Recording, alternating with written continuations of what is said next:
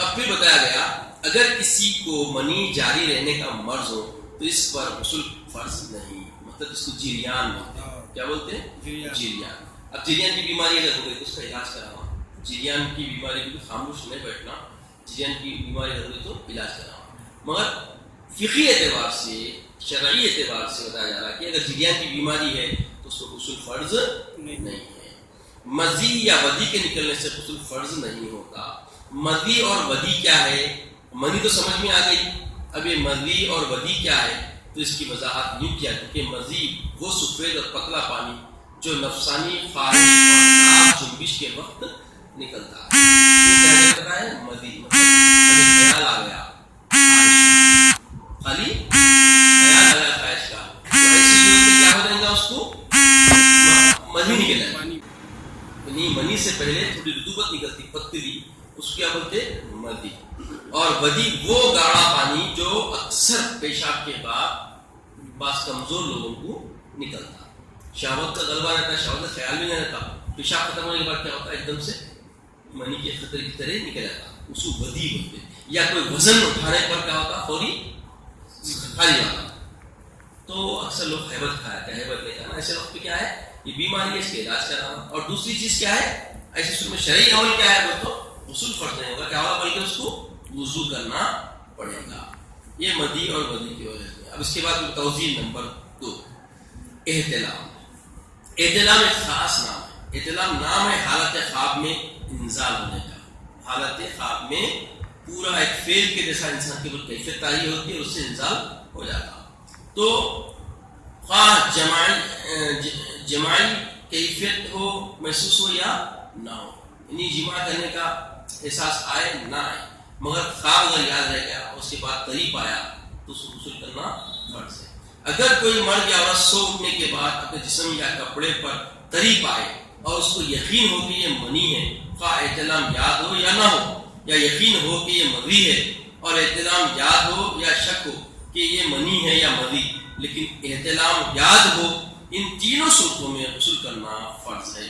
اور اگر یقین ہو کہ یہ منی نہیں بلکہ مدی یا ودی ہے اور احتلام یاد نہ ہو، یا شک ہو کہ یہ منی ہے یا مدی یا ودی اور احتلام یاد نہ ہو، لیکن سونے سے قبل عضو مخصوص کو استاد کی یعنی انتشار کی حالت رہی ہو، تو ان دونوں صورتوں میں غسل فرض نہیں ہے. اب یہاں کیفیت کیا بتائی جا رہی؟ اب اس کی بیماری ہے اور ایسا شخص سویا، اس کو خواب یاد نہیں ہے، اور اکثر بیماری رہتی ہے. ایسی حالتوں میں دیکھا کہ ظاہر ہو گیا کہ اچھا بنے تو اور یقین ہو کہ کیا ہے؟ ودی ہے، تو ایسی صورت کا معاملہ الگ ہے. اور اگر یاد ہو کہ معاملہ ایسا ہوا اور جدھر غالب گیا اس کو غسل کرنا فرض ہے. تو اب اس کے بعد بتایا گیا کہ اگر احتلام یاد ہو یہاں تک کہ انزال کی لذت بھی، لیکن اس کا کوئی اثر جسم یا کپڑے پر نہ ہو تو غسل فرض نہیں. اس حکم میں عورت بھی داخل ہے. مطلب خواب پڑا، خواب میں محسوس بھی ہوا اور اس کے بعد اٹھ کے دیکھا تو کیا ہے؟ کچا کچھ بھی نہیں ہے اور کوئی آثار بھی نہیں ہے، تو اس میں غسل نہیں ہے.